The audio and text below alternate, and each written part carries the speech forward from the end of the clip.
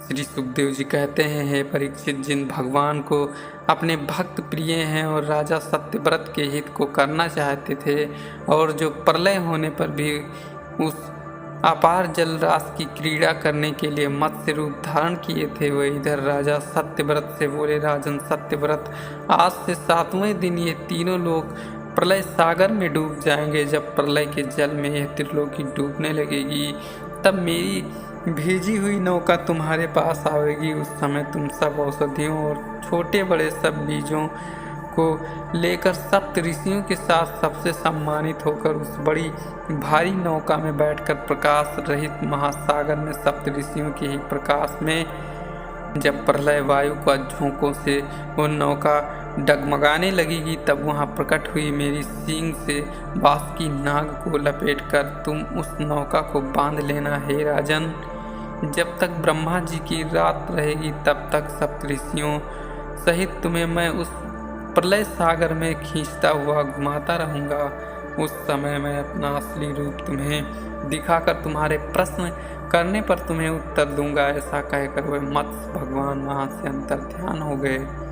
पश्चात वो सत्यव्रत राजा भी भगवान के बताए हुए उस 7वें दिन में आने वाले प्रलय की बात जोहता हुआ पूर्व को मुख किए मत्स्य भगवान के चरणों का ध्यान करता हुआ बैठा रहा।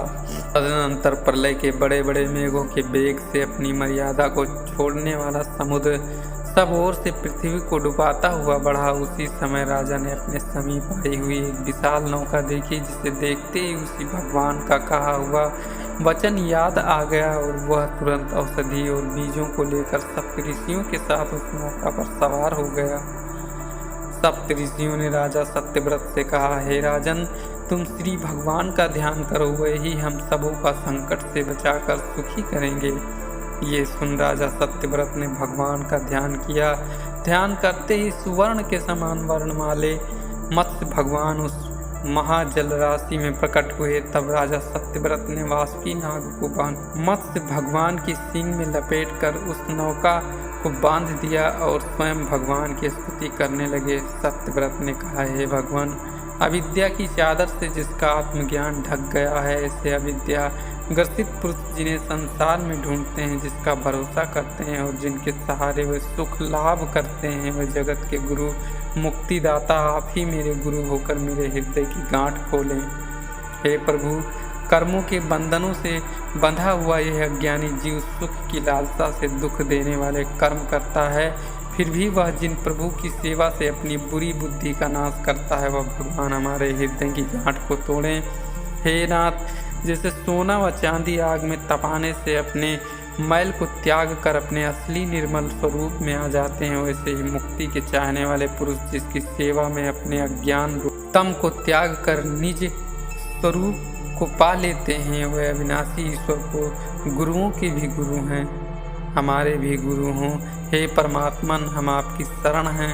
हे नाथ, जैसे अंधा अंधे का उपकार नहीं करता, वैसे ही अज्ञानी पुरुष का अविद्वान गुरु भी कुछ हित चिंतन नहीं कर सकता। आप तो सूर्य के समान प्रकाशमान, स्वतः सिद्ध और ज्ञानवान है। इस कारण आत्म तत्व को जानने की अभिलाषा से मैं आपको गुरु करके मानता हूँ। अज्ञानी गुरु अज्ञानी चेले को ले डूबते हैं। ऐसे गुरुओं के उपदेश से सिवाय इस संसार में पढ़ने के और कुछ भी फल नहीं मिलता है। भगवान, आप तो अक्षय और अमोघ ज्ञान के उपदेशक हैं, इस कारण जीवों को अनायास ही मुक्ति प्राप्त होती है। हे नारायण, आप सब लोगों के प्यारे ईश्वर आत्मा और गुरु हैं। आप इच्छित फल और ज्ञान को देने वाले हैं। हे नाथ, आप घट घट के निरंतर निवास करके भी अविवेकियों को नहीं दिखाई पड़ते हैं। हे गुरुओं, मैं तत्व ज्ञान का उपदेश सुनने की अभिलाषा से आपकी शरण आया हूँ। इस कारण हे प्रभु, परमार्थ ज्ञान का उपदेश करके मेरे हृदय की अज्ञानता को दूर कर दीजिए और अपना स्वरूप मुझे दे दीजिए। हे राजन परीक्षित, इस प्रकार सत्यव्रत के प्रार्थना करने पर भगवान श्री हरि ने उसे तत्व ज्ञान का उपदेश दिया। संख्य योग और कर्म का जिसमें वर्णन है, ऐसी आत्मज्ञान की रहस्य पूर्ण मत संहिता उस सत्यव्रत से कही। ऐसा सत्यव्रत ने सप्तऋषियों के साथ नौका में बैठकर भगवान की कही आत्म संहिता बड़े ध्यान से सुनी। फिर उन भगवान ने हयग्रीव को मारकर उससे वेद छीने नींद से जागे हुए ब्रह्मा जी को चारों वेद समर्पण किए। हे राजन, इस मत्स्य भगवान की कृपा से इस कल्प में श्रद्धा देव नाम वाले वैश्वत मनु हुआ। हे राजन, इस मत्स्य अवतार के भगवान की कथा को जो लोग कहेंगे या सुनेंगे वह अपने समस्त पातकों से मुक्त हो जाएंगे और भगवान के चरित्र का चिंतन करने वाले पुरुषों को तो अवश्य ही पूर्ण भक्ति प्राप्त होगी। जिन भगवान ने ब्रह्मा जी के मुख से निकले हुए वेदों को हयग्रीव से छीनकर फिर ब्रह्मा जी को दिया और जिन भगवान ने राजा सत्यव्रत को आत्म उपदेश दिया, उन मत्स्य रूपधारी भगवान को मेरा नमस्कार है।